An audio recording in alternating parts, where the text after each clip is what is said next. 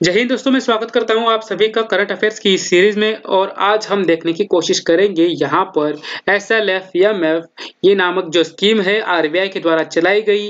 ये स्कीम क्या है, क्यों चलाई गई थी, फ्रैंकलिन टेम्पल्टन जो कंपनी है वो इस दौरान चर्चे में क्यों है, इस स्कीम में ऐसा क्या है और इसका क्या होगा इम्पैक्ट हमारी इकोनॉमी पर, और क्या-क्या इसमें से हमको ध्यान में रखना है गवर्नमेंट एग्जाम के हिसाब से, पॉइंट ऑफ व्यू से।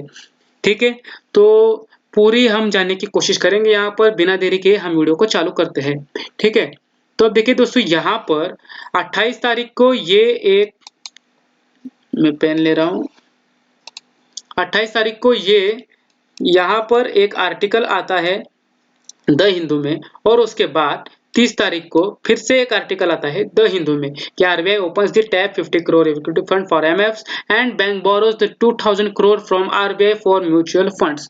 अब यहाँ पर इसमें से हमको ये तो पता चल ही जा रहा है कि आरबीआई ने जो है वो म्यूचुअल फंड्स को पैसे दिए।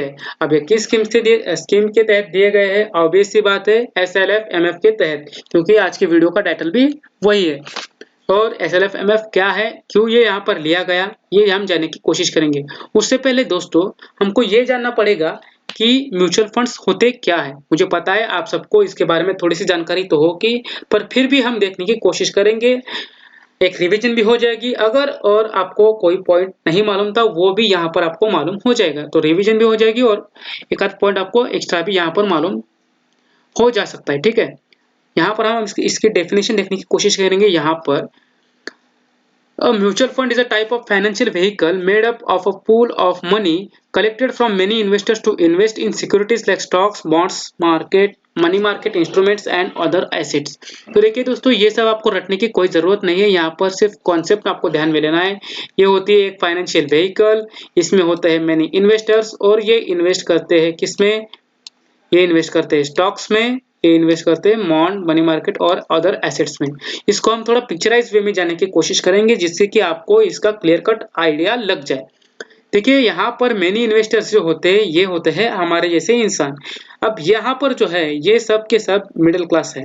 अब ये एक आदमी यहाँ पर चाहे तो ये अकेला किसी म्यूचुअल फंड में इन्वेस्ट नहीं कर, शेयर्स में या बॉन्ड्स में इन्वेस्ट नहीं कर सकता, क्योंकि इसके पास एक तो उतनी इंटेलिजेंस नहीं है, उसके पास उतनी समझ नहीं है शेयर्स में इन्वेस्ट करने की, और तो और उसके पास इतने ज्यादा पैसे भी नहीं है। वो थोड़ी बहुत सेविंग करता है अपने हिसाब से। ठीक है, और इसी वजह से ये इन्वेस्ट नहीं कर सकता। अब इसके बिहाफ पर यहाँ पर लोग क्या करते हैं, अब फाइनेंशियल एक व्हीकल होती है जिसको हम बोलेंगे म्यूचुअल फंड कंपनी। ठीक है, ऐसी ये कंपनी यहाँ पर है फ्रैंकलिन टेम्पल्टन, ये म्यूचुअल फंड कंपनी। यहाँ पर मैंने सिर्फ एग्जांपल के लिए लिया है, आप किसी भी दूसरी कंपनी को यहाँ पर रख सकते हो। तो अब यहाँ पर ये सारे लोग जो क्या करेंगे, यहाँ पर इसको लाकर पैसा देंगे। ठीक है, तो कलेक्टिवली यहाँ पर इसके पास पैसा जमा होगा है सबका, और ये यहाँ पर क्या करेगी, ये कंपनी जो है वो इन्वेस्ट करेगी शेयर्स में, शेयर मार्केट में, और इसी के साथ साथ ये इन्वेस्ट करेगी बॉन्ड्स में। ठीक है, अब ये शेयर्स बॉन्ड्स में इन्वेस्ट करेगी, और इसके अलावे अलावा भी बहुत सारे एसेट्स होते हैं, इंस्ट्रूमेंट्स होते हैं जो कि मनी मार्केट से रिलेटेड होते हैं, उसमें भी वो इन्वेस्ट कर सकती है। तो इन सबको हम मिलाकर क्या बोलेंगे, यहाँ पर इसको बोलेंगे हम एसेट्स। ठीक है, ये एसेट्स किसकी हो गई, ये हो गई एसेट्स इस कंपनी की।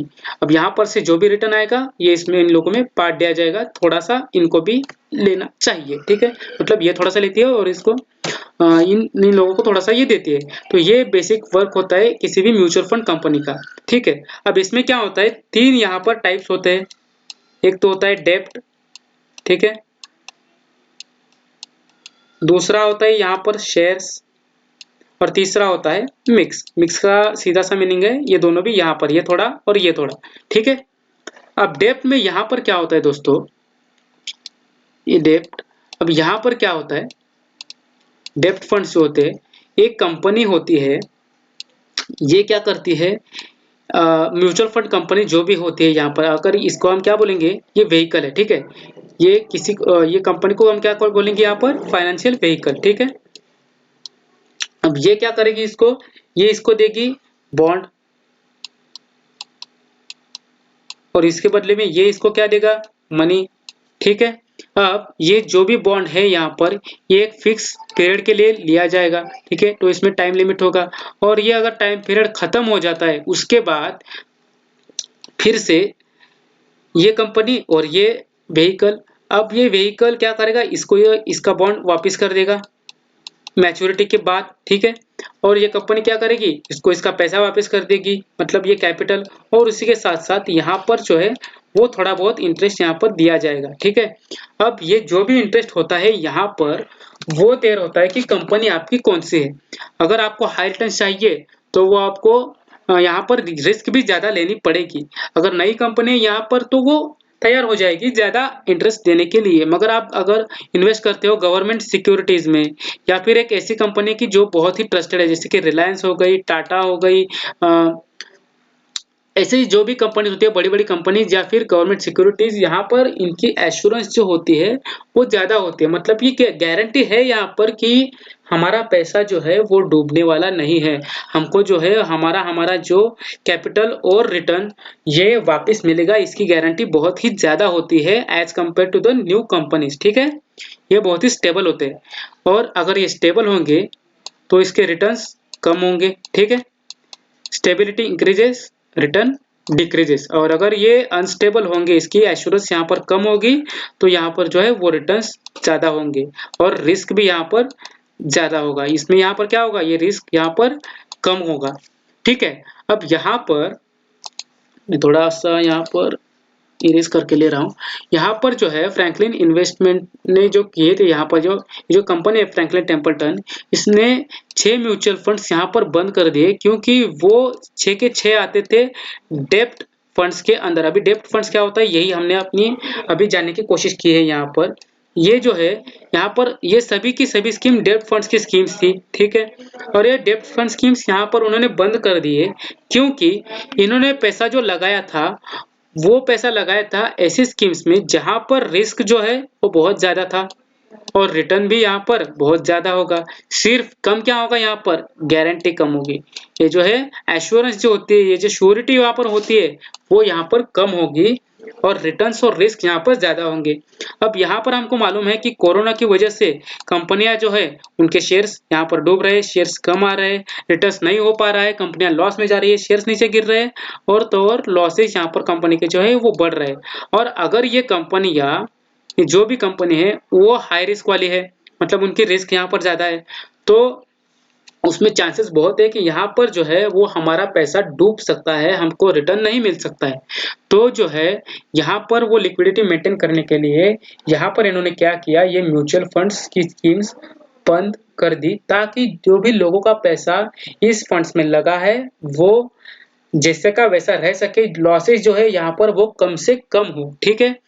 और अब यहाँ पर ये ऐसा सुनने के बाद, ऐसी महामारी जब आ रही है, शेयर्स नीचे गिर रहे हैं, कंपनियां चल नहीं रही है, तो हम जैसे लोग क्या करना चाहेंगे, अपना पैसा जो है यहाँ पर ये कंपनी से वापस लेना चाहेंगे, ठीक है। ये म्यूचुअल फंड कंपनी है, यहाँ पर इनसे हम अपना पैसा वापस लेना चाहेंगे। तो अब यहाँ पर अगर सभी इंसान यहाँ पर से पैसा अगर वापस लेना चाहेंगे ये म्यूचुअल फंड कंपनी से, सबको सब ये अगर सबको पैसा देने लगी कंपनी, तो यहाँ पर प्रॉब्लम क्या हो जाएगी, यहाँ पर लिक्विडिटी की क्राइसिस हो जाएगी। यहाँ पर पैसा जो है वो कम पड़ जाएगा क्योंकि सभी के सभी एक साथ मांगने आ जाएंगे यहाँ पर, तो लिक्विडिटी की क्राइसिस हो जाएगी, यहाँ पर वो कम हो जाएगा लिक्विडिटी। अब यहाँ पर आरबीआई ने इसको बचाने के लिए क्या किया, इसने निकाला SLF MF की जो स्कीम है यहाँ पर इसने निकाली। और इसमें क्या होता है अभी दोस्तों, ये क्या करती है, बैंक ऑफ इंडिया को ये मनी देती है। अब बैंक ऑफ इंडिया यहाँ पर फिर से एक एग्जांपल के तौर पर लिया गया है, ये बैंकों को मनी देती है, आप किसी भी बैंक को यहाँ पर रख सकते हो, ठीक है। अब ये यहाँ पर बैंकों को मनी देगी, बैंक क्या करेंगे, यहाँ पर ये देंगे एक म्यूचुअल फंड्स को पैसा देंगे। ये जो है यहाँ पर एक म्यूचुअल फंड कंपनी है, फिर से ये एक एग्जांपल ही है, आप किसी भी कंपनी को यहाँ पर रख सकते हो। और पिछली बार की तरह जब TLTRO किया गया था तब बैंकों ने लोन नहीं दिया था NBFCs को। अब यह पूरा कॉन्सेप्ट क्या है आप वीडियो में डिस्क्रिप्शन में दे दूंगा, बहुत ही अच्छा वीडियो है TLTRO और LTRO जो कि RBI के द्वारा लिया गया था, वहां पर प्लीज आप उसको जाकर देखिए एक बार, आपको बहुत सी कॉन्सेप्ट क्लियरिफिकेशन उसमें हो जाएगा। यहाँ पर उन्होंने क्या किया था, बैंकों ने इनको NBFCs और MFIs को, मतलब माइक्रो फाइनेंस इंस्टीट्यूट को लोन देने से मना कर दिया था, क्योंकि यहाँ पर गारंटी नहीं थी कि अगर वो उनको लोन देंगे तो यहाँ पर उनका लोन डूब ना जाए। तो यहाँ पर क्या हुआ, आरबीआई ने इनको बोला कि वो आपका डूबेगा नहीं। आप इसके लिए क्या कर सकते हो, इनकी जो भी एसेट्स होती हैं यहाँ पर, मैंने आपको बोला था इनकी जो भी एसेट्स होती है यहाँ पर, वो क्या होती है एसेट्स, वो हो सकती है बॉन्ड्स, शेयर्स एटसेट्रा एटसेट्रा, और जो भी अदर यहाँ पर मनी इंस्ट्रूमेंट्स आते हैं वो फाइनेंशियल इंस्ट्रूमेंट्स। अब ये जो एसेट्स है उनकी यहाँ पर आप इनको दोगे बैंकों को, या आपको क्या करेगी, बैंक आपको लोन दोगी, बैंक आपको लोन देगी और आपने अपने एसेट्स यहाँ पर ये जो म्यूचुअल फंड्स कंपनी यहाँ पर ये ले लेंगे, बैंक को दे देंगी। ठीक है, तो ये आप यहाँ पर क्या करेगी, ये सिक्योरिटी के तौर पर काम करेगी। ये यहाँ पर बोला गया था आरबीआई की तरफ से, और इसी को हम बोलेंगे यहाँ पर SLF-MF। ठीक है, तो अब हम इसी को थोड़ा सा डीप में जाने की कोशिश करेंगे कि क्या क्या आखिर इसमें किया गया था। एक SLF-MF के तहत 50,000 करोड़ रुपए दिए गए थे, मतलब ये टैप ओपन किया गया था, इतना फंड ओपन किया गया था इस स्कीम के तहत। इतना जो अमाउंट है ये इसको लोन ले सकते हैं बैंक, और आगे जो है वो म्यूचुअल फंड्स को दे सकते हैं। ठीक है, अब ये 50,000 करोड़ रुपए एज अ लोन देने का यहाँ पर प्रस्ताव रखा था, मतलब ये यहाँ पर जो है इतनी फैसिलिटी थी, यहाँ पर आप जितना चाहे ले सकते हो। ये लेंगे किस पर, आरआर पर। या आरआर क्या होता है भाई, ये होता है रेपो रेट। आरबीआई जो बैंकों को लोन्स देती है तो उस पर भी इंटरेस्ट एक लगता है। ठीक है, तो वो जो भी इंटरेस्ट होता है इसको हम बोलेंगे रेपो रेट। और ये जो पैसे की यहाँ पर देवान घेवान होती है यहाँ पर, मतलब लोन्स की जो यहाँ पर वो जो ऑपरेशंस होते हैं यहाँ पर बैंक यहाँ पर ले रही है और वापस कर रही है, इसको हम बोलेंगे रेपो ऑपरेशंस। ठीक है, ये रेपो रेट पर किए जाते हैं और ये आप किए जाएंगे 90 दिन के लिए। तो टाइम लिमिट क्या होंगे, यहाँ पर आपको 3 बातें ये यहाँ पर ध्यान में रखनी है। हाँ, ये 50,000 करोड़ रुपए ये हो गया अमाउंट, किस पर दिया गया था, ये हो गया था रेपो रेट पर, और कितने दिनों के लिए किया गया था, ये किया गया था 90 दिनों के लिए। अब यहाँ पर फिर से बैंकों ने जो है यहाँ पर 50,000 करोड़ में से सिर्फ और सिर्फ 2,000 करोड़ रुपए लिया था एज अ लोन। कब तक, 30 तारीख तक, मतलब लेटेस्ट जो है यहाँ पर 30 तारीख में, आप 1 तारीख को वीडियो बना रहा हूँ तो कल की ये न्यूज है, लेटेस्ट है डेट ये। तब तक तो यहाँ पर 50,000 करोड़ में से सिर्फ 2,000 करोड़ यहाँ पर एज अ लोन लिया गया है। ये स्कीम चालू हुई थी 27 अप्रैल को।